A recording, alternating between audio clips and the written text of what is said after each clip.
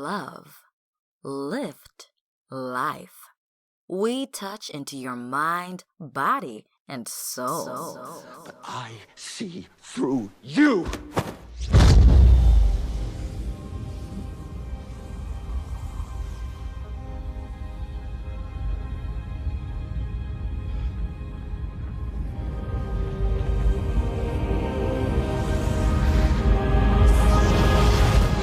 What did you just do to me? I pushed your astral form out of your physical form. What's in that tea? Psilocybin? LSD? It's just tea. With a little honey. What just happened? For a moment, you entered the astral dimension. What? A place where the soul exists apart from the body. Why are you doing this to me? To show you just how much you don't know. Open your eyes.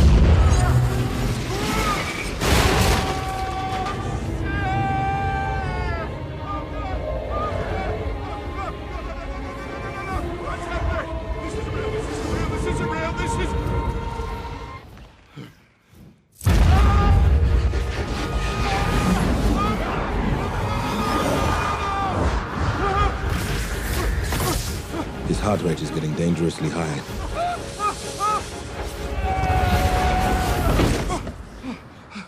He looks all right to me. You think you know how the world works? You think that this material universe is all there is?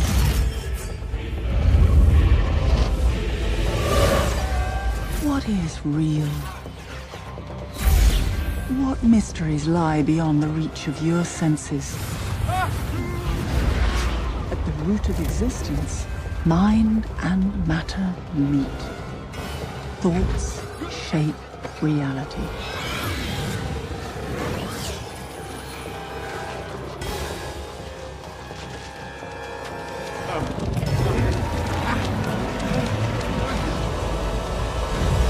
This universe is only one of an infinite number.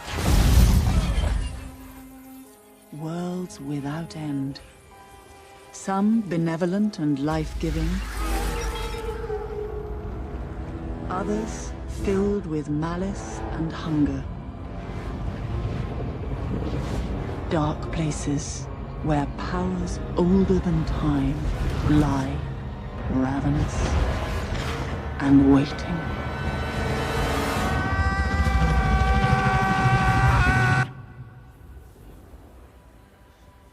Who are you in this vast multiverse, Mr. Strange?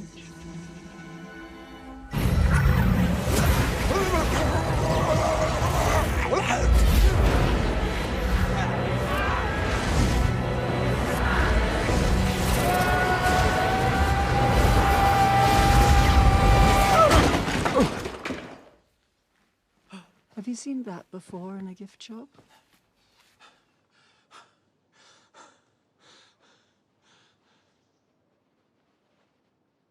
Teach me.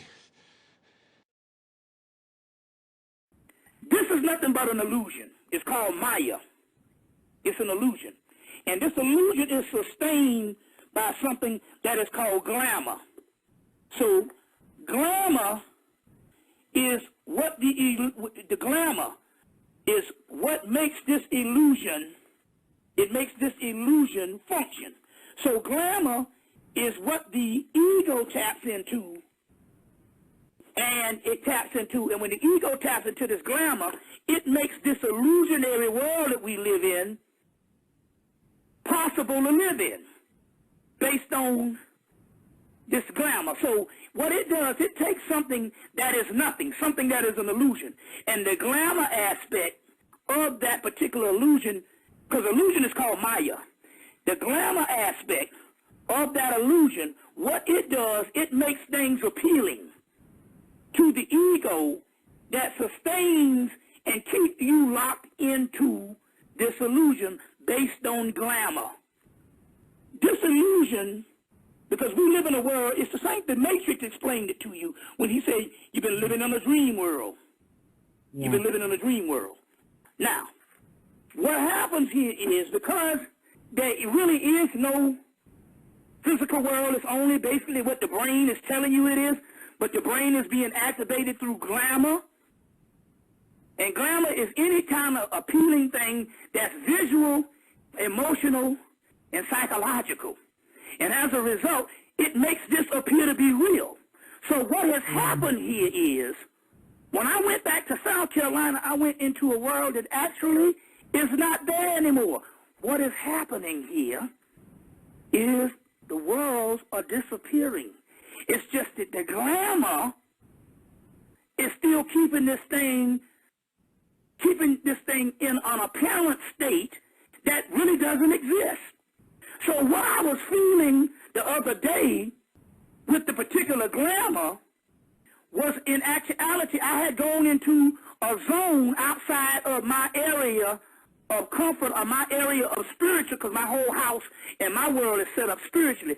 So when I went back to South Carolina, that world is actually disappearing. And all it was an illusionary phenomenon that I was dwelling in for a couple of hours. And as a result, my spirit had to go back down to a dead state just to exist there for a couple of hours. It takes a while for stuff to completely manifest into the physical. But if these things are disappearing, then what's going to happen, it's going to, like they say, the twinkling of an eye is going to catch up with the spirit, with the physical world, and they say midday, and this basically is the basic functions of psychological behavior of the people. And you are creating all of this stuff through the glamour and what you've been programmed, and basically you can go inside and you can create the world that you want, because guess what? The physical world, the world that we think is really not here. It's just being created by an illusion, by glamour. Yes.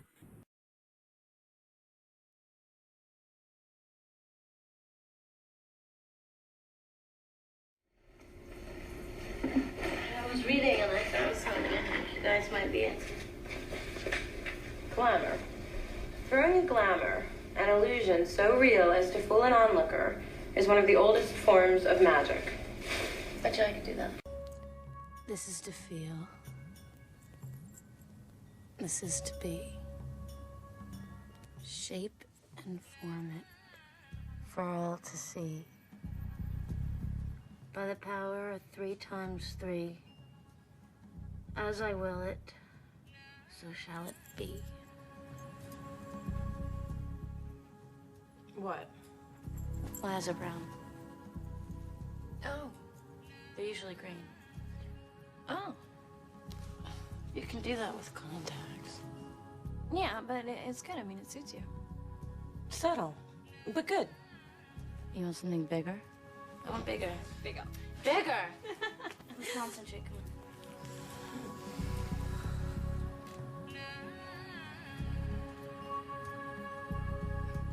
Ready?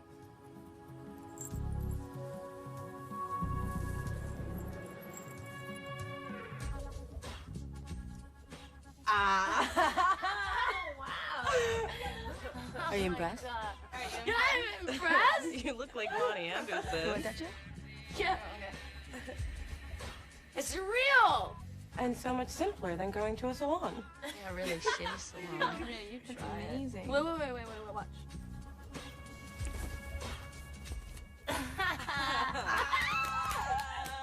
Make me blonde. Me. No, make me blonde. I don't think so. Oh, come on. No. Hey, Oh. do something to me. Do something to me. What do you want? I want a smaller ass.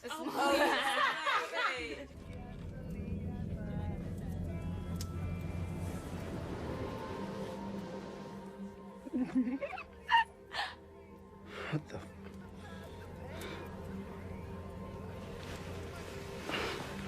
Surprise. Sarah? And there's an ocean of pure, vibrant consciousness inside each one of us. And it's right at the source and base of mind, right at the source of thought, and it's also at the source of all matter. There is no matter as such. All matter originates and exists only by virtue of a force which brings the particle of an atom to vibration and holds this most minute solar system of the atom together. We must assume behind this force the existence of a conscious and intelligent mind. This mind is the matrix of all matter. Matter seems like a good place to begin. The solidity of the world seems totally indisputable. As a fixed thing that you can see and touch, your body is also reassuringly solid. But beginning with Einstein, modern physics has assured us that this solidity is a mirage. All of physical matter, everything we have around us, is the result of a frequency. And what that also means is that if you amplify the frequency, the structure of the matter will change. Quantum physics has revealed what ancient masters knew. Matter does not exist.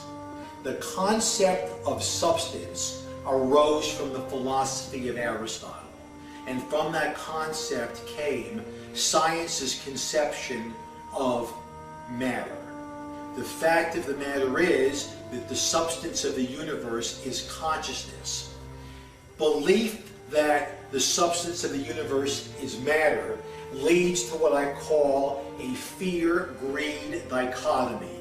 As people in their quiet desperation attempt to accumulate as many material possessions and riches as possible. In fact, the substance of the universe is consciousness. Therefore, it is behavior that is important. Can you imagine what it is like being forced to erase your own past? What about my past? What about my childhood? Shell Beach, Uncle Carl. What about this? This was blank when I found it. You still don't understand, John. You were never a boy. Not in this place. Your entire history is an illusion, a fabrication, as it is with all of us. You made those drawings happen with your gift.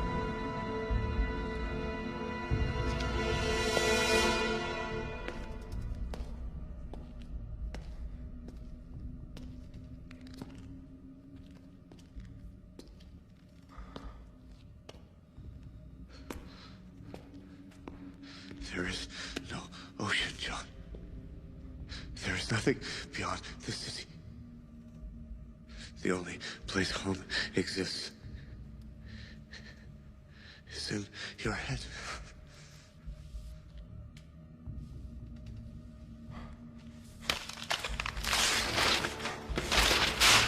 No!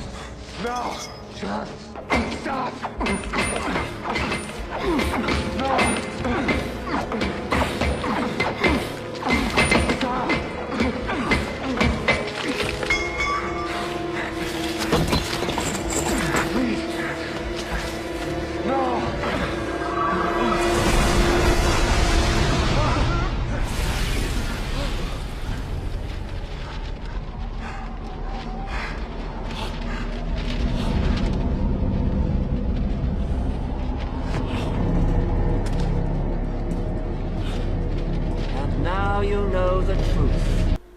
Before Einstein, our understanding of time was basically due to Newton, and it aligned with our intuition. Time in the mathematics of Newton is pretty much time as we experience it. When Einstein came along, that all changed. With the special theory of relativity, he showed that past, present, and future, that kind of way of dividing up our understanding of time, that isn't as fundamental as you would think it is. He showed, in essence, that different observers in the world moving with respect to one another at different speeds won't agree on what is past, present, and future. What's past for me might be future for someone else. What's present for me might be past for someone else. So when you take it all together, past, present, and future are not a kind of demarcation that's universal. In fact, Einstein summarized this to the widow of a close friend of his by trying to console her by saying that past, present, and future, that's only an illusion. Enlightenment results from the realizing the unreality of existence. Enlightenment, this is the crux of the book. Enlightenment results from realizing the unreality of existence. There is no such thing as space and time. This space out there ain't nothing but a backdrop, and it's mainly in your mind. That's what they want to go, is they'll take it out, they'll put it on another planet, then to give you the credit that you're the one and living God. And if this is a matrix and an illusion, then all that out there, that's not real. It's only a projection of your inner mind. That's the real deal. And anything that you see that comes within that realm spiritually is nothing but another entity and another spirit that can take the form of whatever it wants.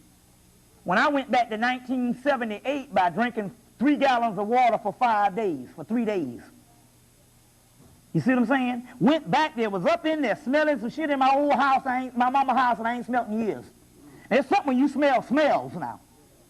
And hear sounds and all that kind of thing here. You see. Seeing the same couch that's been gone for years.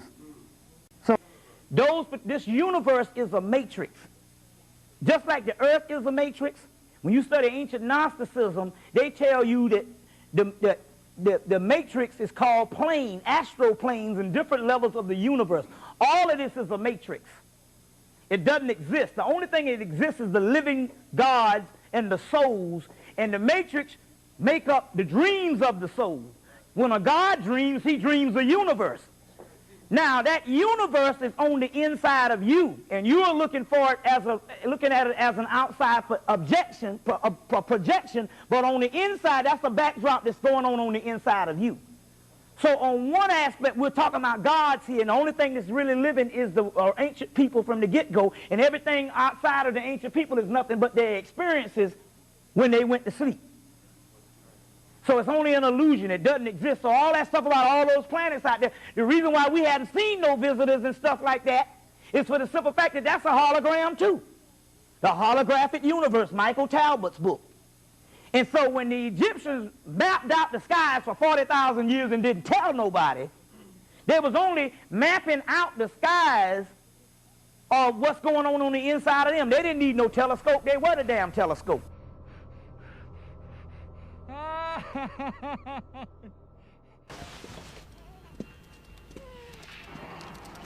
These are the other potentials. You can wait here.